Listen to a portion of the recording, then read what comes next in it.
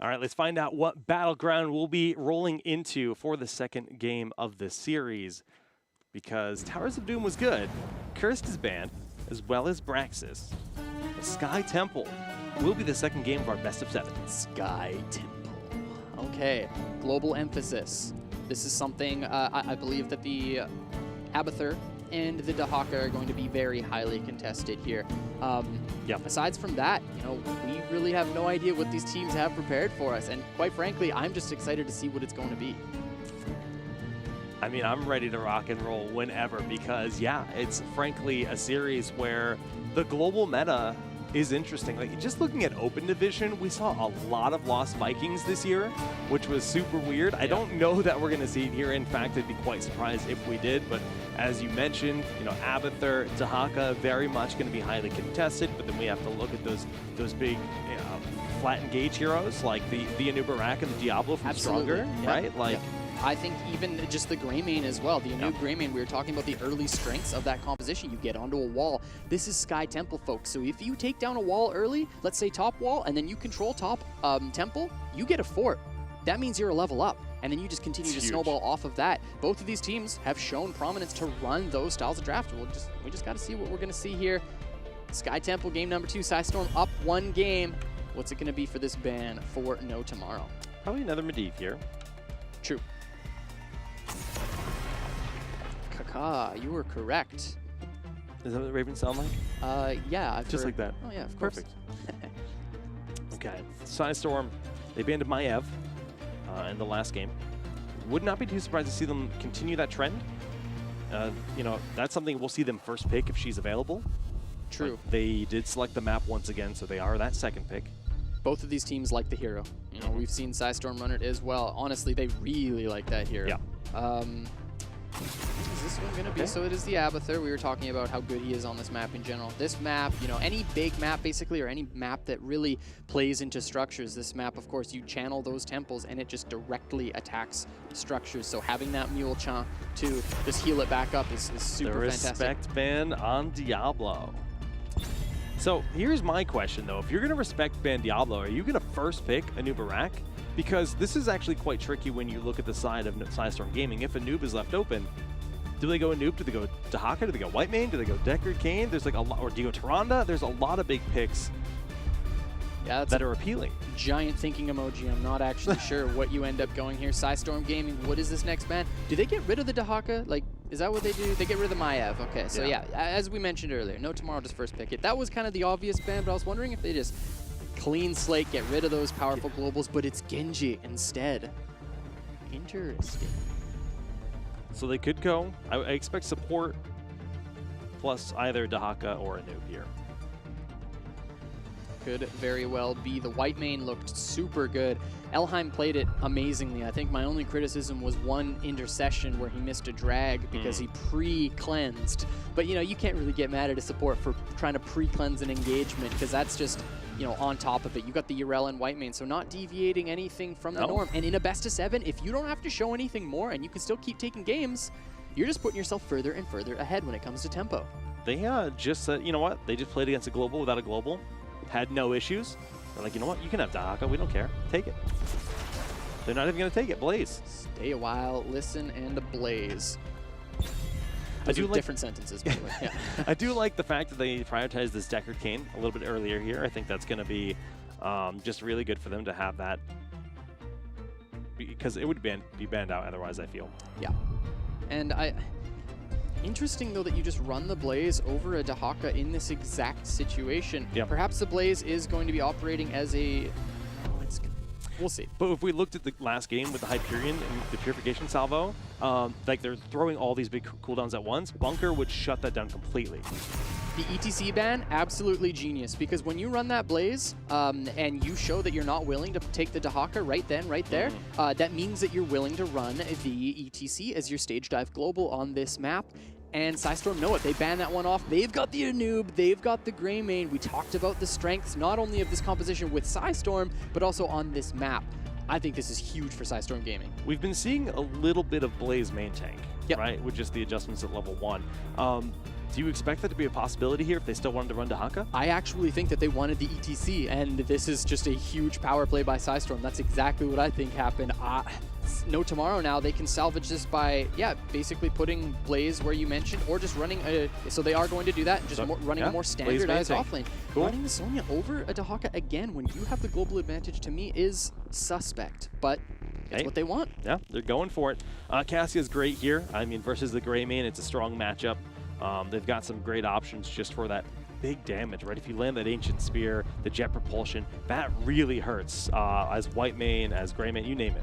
Yo, so I'm trying to get in the head of No Tomorrow right now. They had the global advantage last game. They did not have the team fight advantage, okay? That's what I saw from that draft.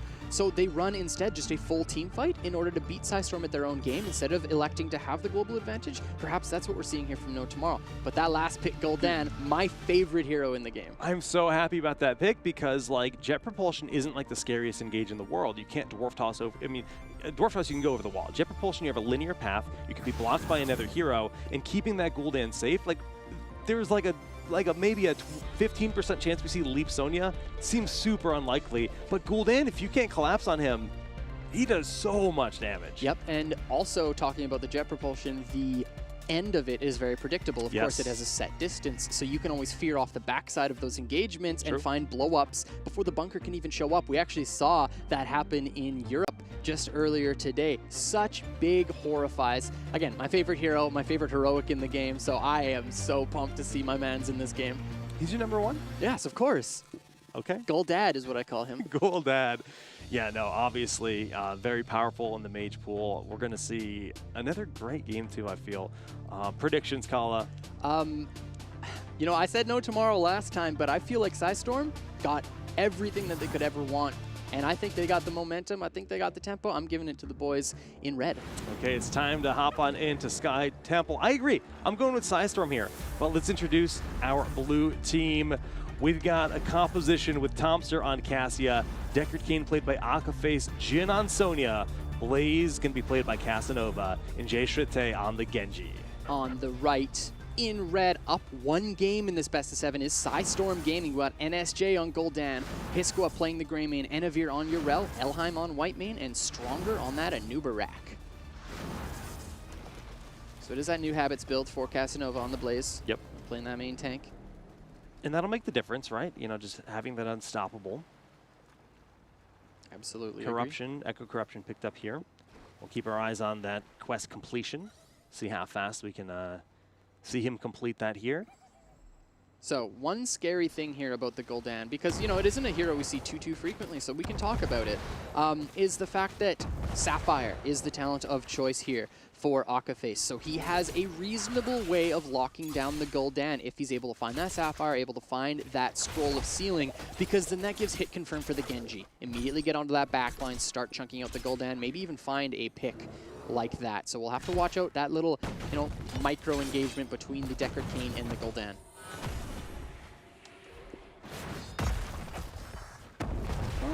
Looks like Greymane will probably be on Merc duty.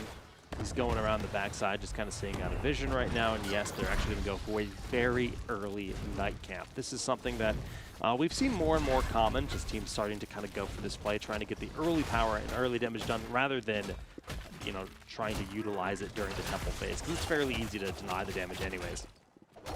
Genji stepping up there, scouting out a little bit. Jay Shrit, he knows, he smells it.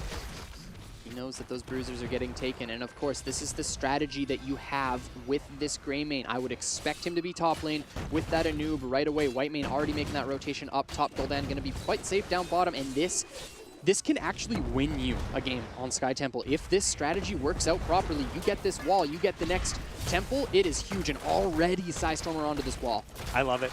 I mean, it was Sonya solo doing a camp versus 3 members working on the opposing camp, and they get a tower before it's even relevant. Sonya trying to step in with a whirlwind, good Impale coming through from Stronger to deny any of that damage and sustain.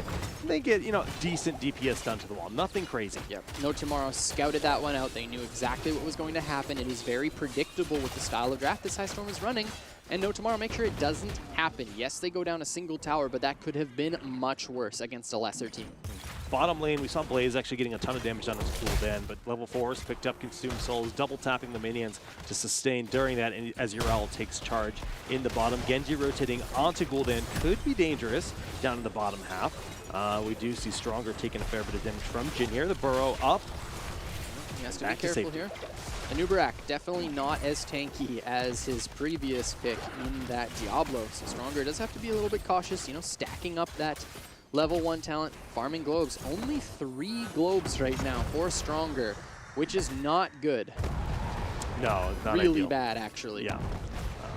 You know, just kind of some of the priority on the camp and just controlling space rather than collecting the globes and lanes has cost him some of that growth in this game. 8 stacks of corruption for the Echoed Corruption, almost a quarter way through.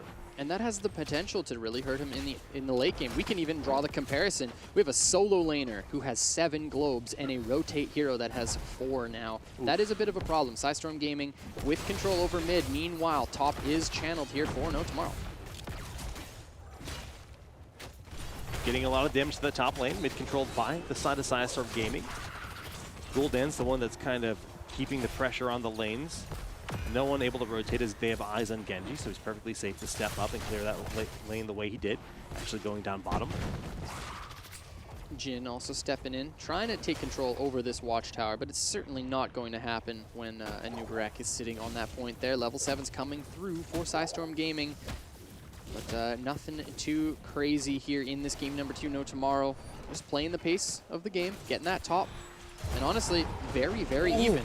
Oh, the burrow coming in. The Impale is just a little bit shy of getting the connect there on Jeshurte, who's able to dash away back to safety. But that's 3 stacks of corruption right there on a single cast, up to 15 now. Gul'dan is hungry for power indeed, getting that huge E. Yeah, you mentioned 15 stacks there for Echoed. You know, once that finishes, you get that Ruinous Corruption that you can actually one-shot this this Genji. And Cassia is a hero that is very predictable in her movements, so hitting her with a full corruption as well is actually quite reasonable for the Gul'dan. Yeah, very true. Jeshurte starting this camp. We do have the other Giants also available at this point in time. Slight experience lead right now. Blaze soaking bottom should pretty much even it up. But I do believe there were some minions missing the bottom with Gul'dan rotating earlier, pushing the minions up against that bottom wall. And Blaze was kind of lingering around the mid-temple during that first phase. Yeah, as well as PSISTORM having that top tower down, plus the mid wall in addition. Because mid wall is up for PSISTORM, so a little bit of an experience lead, nothing really too huge right now. What is worth mentioning, however, Cassia taking a bit of damage on this bottom side, but likely not going to be able to find anything there. Is the missed jet propulsion. Okay. Elheim making sure Stronger is not getting rooted in there. Burrow in. Yeah, it should just be a disengage at this point. Just a little bit of a tussle. Meanwhile, Jin on the top side going to be able to push in this wave. Yrel wants to be able to get up there to catch that soak, but what we need to see here from either of these teams is, like, PSISTORM already starting this bruiser camp on the top side. Of course, this next altar is a single spawn on the bottom side of the map, so whichever team has their bruiser camps running out, and it looks like it's going to be both, has a huge advantage. Yeah, that's very true. Genji's going to go help Sonya. I do like the pressure that we're seeing in that bottom lane with the Giants. Gul'dan's able to just do so much consistent AoE damage to just melt the waves. They were able to snap up a free tower in the bottom. It's not a huge advantage, but it's enough to warrant some success for them. We do have 0 globals in this game, remember, so Yrel is going to be there to get the early start as Sonya will match in the top lane. 10 just came online.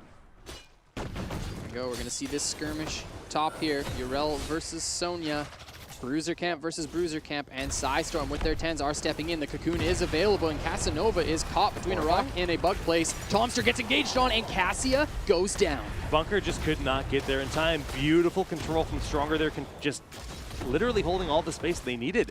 Genji's in the mid, gonna look to try to do some damage to Yrel, but the cocoon on this Blaze could be lights out. Big damage from Huskawa. We do see the Impale. Casanova gets jet propulsion, but the stay a while is gonna be enough. Yes, beautifully done. Everyone just falling asleep here on the job. PSISTORM Gaming not even willing to start this cap, and look at top lane. I love what No Tomorrow have done.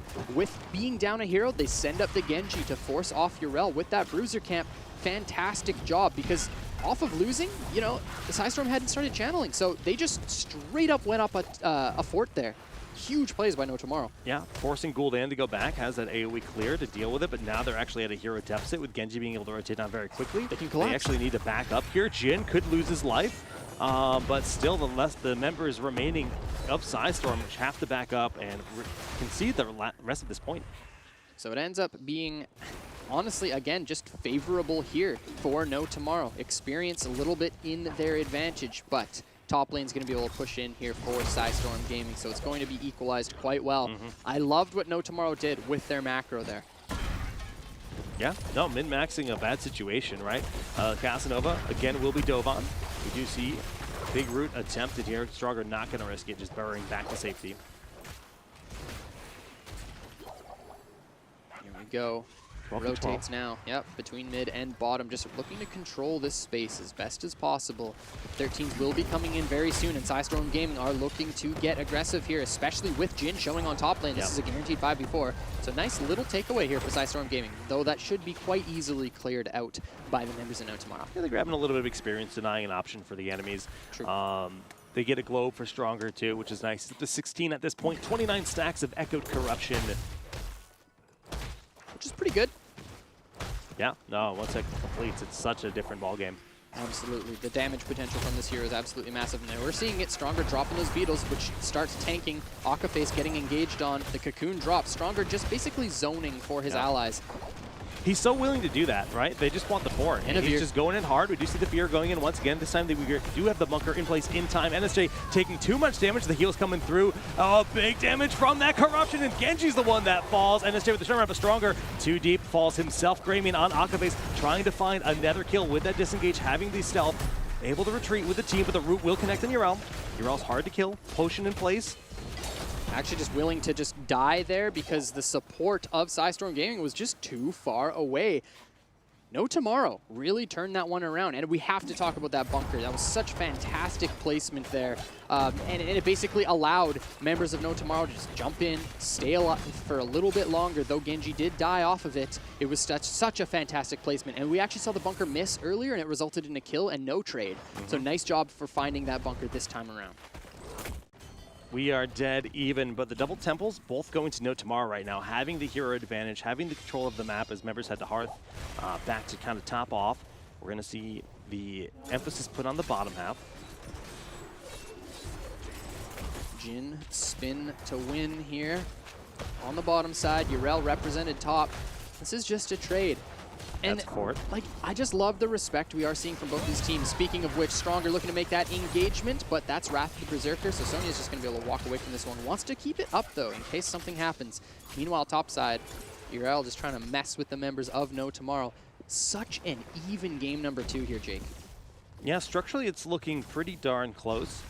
Yes, 2 forts have gone down, favoring the side of PSISTORM, but we do see the auxiliary structure soaking up pretty much the majority of this next temple, as they'll be able to get this top temple top fort quite low. Hiskoa is going to have to retreat here. Ancient Spear threat uses the disengage to back up. You know, back in the days of Team XD, you know, when Jin was playing with them, we always talked about how well the Warriors were controlling vision and controlling space for their teams, and that was always the biggest factor to show which team was good and which team was amazing, you know? And we're seeing it here. PSISTORM, you've got Stronger stepping up, controlling so much space for his team. We saw it on that bottom side fort, and that's really what shows me that this team is potentially HGC quality. Yeah, no, I definitely agree.